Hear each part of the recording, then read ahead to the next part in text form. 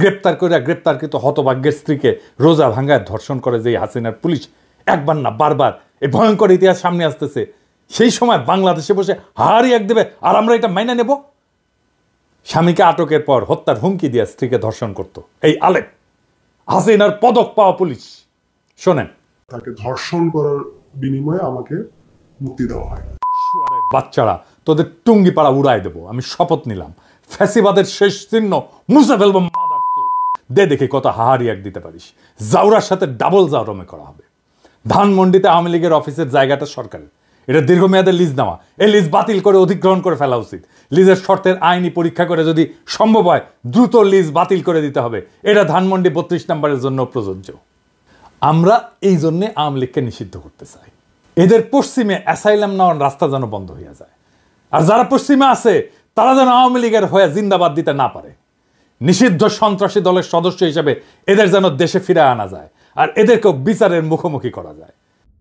যারা জুলুমকে অস্বীকার করছে, যারা উপহাস করছে, তাদের ক্ষমা নাই। আমি পবিত্র কোরআন শরীফের একটা আয়াত পড়ি, সেখানে ঠিক একই ধরনের বার্তা আছে। যারা অপরাধী তারা বিশ্বাসীদের উপহাস করত, এবং তারা যখন তাদের কাজ দিয়ে গমন করত তখন পরস্পরের চোখ টিপে ইশারা করত। তারা যখন তাদের পরিবার পরিজনের কাছে ফিরত তখনও হাসাহাসি করে ফিরত। যুগ বদলায় কিন্তু জালিমরা বদলায় না। ওই একই আবরণ নিয়ে ফিরে আসে বারবার। আর পবিত্র কোরআনেই বলা আছে কি করতে হবে, কোনটা আমাদের করণীয়, আর এদের ভাগ্যে কি আছে সেটা বলা আছে। তারা সামান্য হেসে নেই, শীঘ্রই তাদের কৃতকর্মের জন্য প্রচুর কাঁদবে। এখন প্রশ্ন হচ্ছে, কেন, কিভাবে তাদের এই সাহসটা তৈরি হইল? কারা এই সাহস তৈরিতে ভূমিকা রাখলো? আসেন সেটা বুঝে দেখি।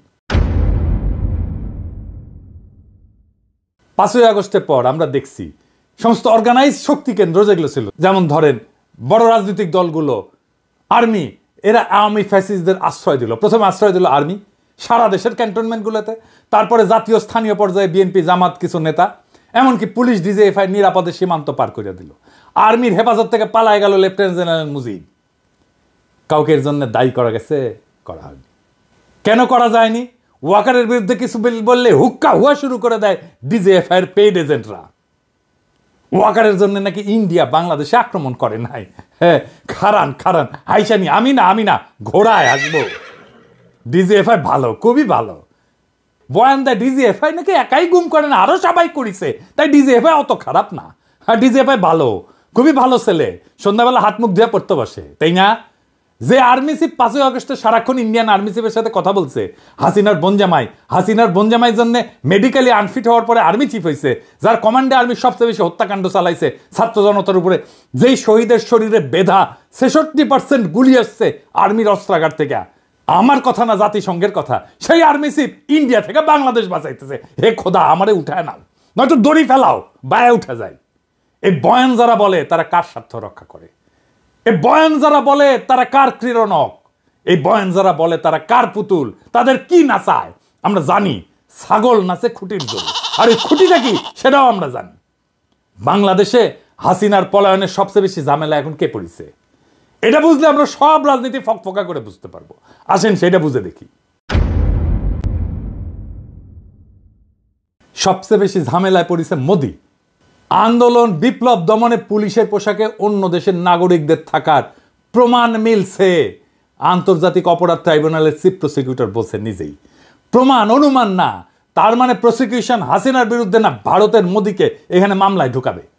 মোদির আরো সমস্যা আছে। বিএনপির সালাউদ্দিন সাহেবকে কিভাবে ঢাকা থেকে ধরে নেওয়ার পরে ইন্ডিয়া পাওয়া যায়, সুকরঞ্জন বালিকে কিভাবে হাইকোর্টের সামনে থেকে অপহরণ করার পরে ইন্ডিয়ার জেলে পাওয়া যায়। মোদিকে এটার জবাব দিতে হবে তো, ইন্ডিয়াকে রাষ্ট্র হিসেবে এটার জবাব দিতে হবে তো। হাসিনাকে তার দলের সব দুর্বৃত্তকে কেন আশ্রয় দিচ্ছে ইন্ডিয়া, আর কিভাবে বাংলাদেশের রাজনীতিতে হস্তক্ষেপ করছে সেটা তো আমরা জানি। হাসিনার অপরাধের সলিড এভিডেন্স পাওয়া গেছে জাতিসংঘ থেকে। আমরা করি নাই, প্রফেসর ইউনূস করে নাই, প্রফেসর ইউনূসের প্রশাসন করে নাই, করছে থার্ড পার্টি জাতিসংঘ। এইটার কোনো যদি কিন্তু নাই, এর সে সলিড এভিডেন্স হয় না। বাংলাদেশের আদালতে বেইজ্জতি, এটা মোদি ঠেকাইতে চায়। এইটা ভারত রাষ্ট্রের জন্য জরুরি। কিভাবে ঠেকাবে? একটাই রাস্তা আছে, প্রফেসর ইউনূসকে যত দ্রুত সম্ভব বিদায় দেওয়া। প্রফেসর ইউনূসকে বিদায় দিতে পারলে বাংলাদেশের সবকিছু আগের অবস্থায় চলে যাবে। এইখান থেকে পাইছে সাহস, আবার আগের গৌর, আবার হেডম নিয়ে আমরা আসতেছি। আর টাকা পয়সা তো আছেই, সবাই রে কিনে ফেলবে, এই হইতেছে প্ল্যান। সেই জন্যেই আগাম নির্বাচন, দ্রুত নির্বাচন, এই সমস্ত আলাপ। তিস্তানিয়া প্রোগ্রাম করে আর এক্সিকিউট করে কি? দ্রুত নির্বাচন আর প্রফেসর ইউনূসের দ্রুত বিদায়, এই ইন্ডিয়ান প্ল্যান এক্সিকিউট করে।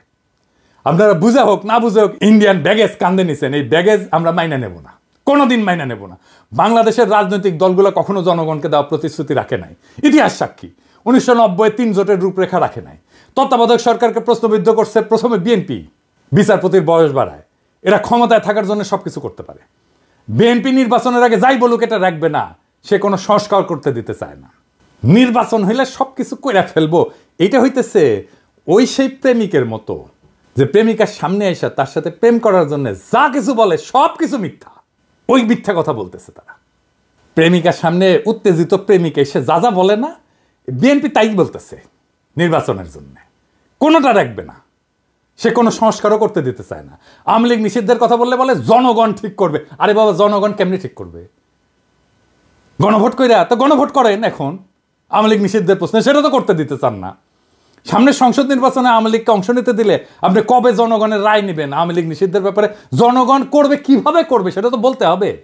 জনগণ তো একটা বিমূর্ত জিনিস, মানে আপনি একটা ধোঁয়াশা তৈরি করতেছেন জনগণ নামের এক বিমূর্ত শক্তির অনুমোদনের কথা বইলা। এই সরকারের নাকি ম্যান্ডেট নাই। সংবিধান সংস্কারে তো বিএনপির ম্যান্ডেট থাকবে, সে 2/3 মেজরিটি পাবে, কিভাবে জানে? পাবে না তো। তার মানে সংবিধান সে পাল্টাতে পারবে না। তখন বলবে আমরা কিভাবে পাল্টাবো, আমাদের তো মেজরিটি নাই।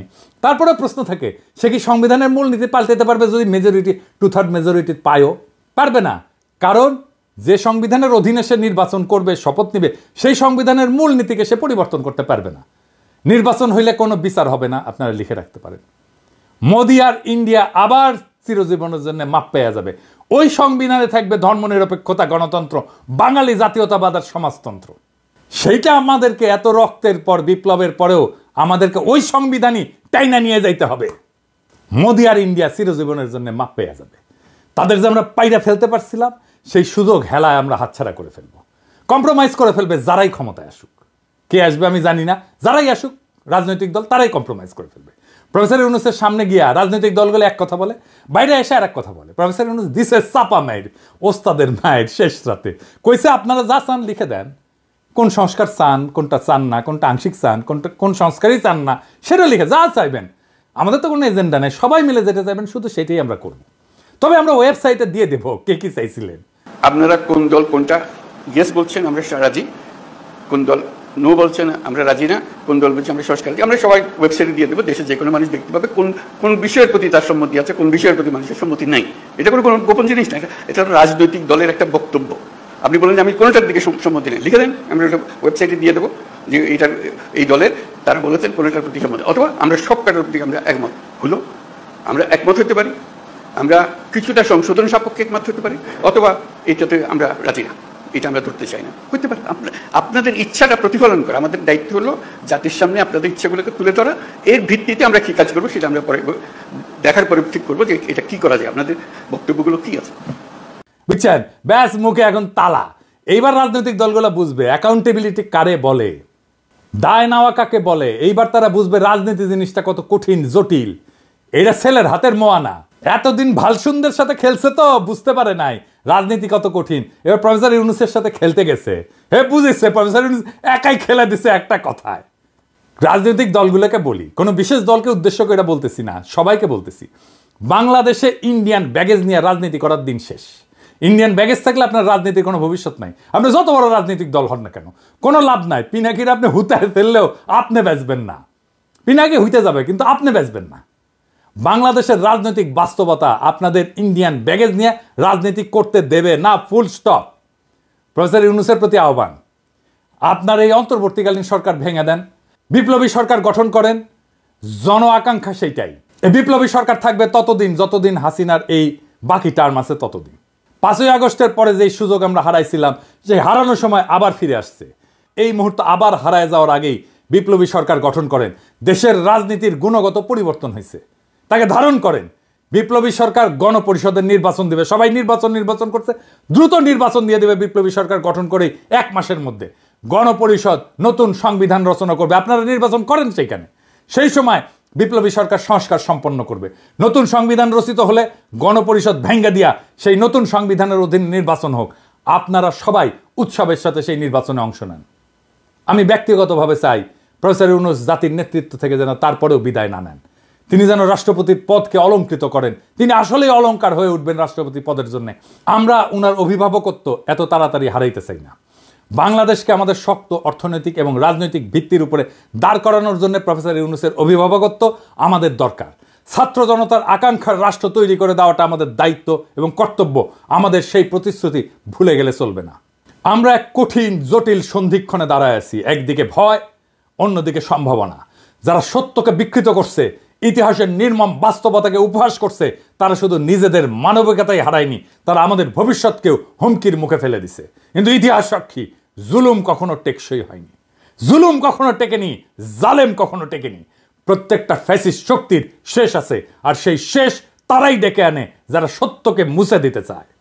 আমাদের করণীয় একটাই, হাসিনা আর তার দোসরদের বিচার নিশ্চিত করা, রাষ্ট্রের ন্যায়ের ভিত্তি পুনর্নির্মাণ করা। আমাদের রাজনীতি কোনো আপোষের রাজনীতি হইতে পারে না। আমাদের লক্ষ্য একটাই, ফ্যাসিবাদের শেষ চিহ্ন মুছে ফেলা। আমরা জানি এই পথ সহজ না, বাধা আসবে, কিন্তু এই লড়াই শুধু রাজনীতির লড়াই না, এটা আমাদের অস্তিত্বের লড়াই। প্রফেসর ইউনূসের নেতৃত্বে আমরা একটা নতুন অধ্যায়ের সূচনা দেখছি। এই মুহূর্তটা আমরা হারাইতে পারি না। আমাদের সাহসী হইতে হবে, সংগঠিত হইতে হবে। এই লড়াই শুধু আওয়ামী ফ্যাসিবাদের বিরুদ্ধে না, এটা পুরো সিস্টেমকে বদলে দেওয়ার লড়াই। এটা একটা বিপ্লবী আন্দোলনের ভিত্তি। আমরা একটা নতুন বাংলাদেশ গড়ব, একটা ন্যায়ের বাংলাদেশ গড়ব, একটা ইনসাফের বাংলাদেশ গড়ব, একটা মানুষের বাংলাদেশ গড়ব। ইতিহাস আমাদের দিকে তাকায় আছে। আমরা কি আমাদের সেই দায়িত্ব পালনে প্রস্তুত?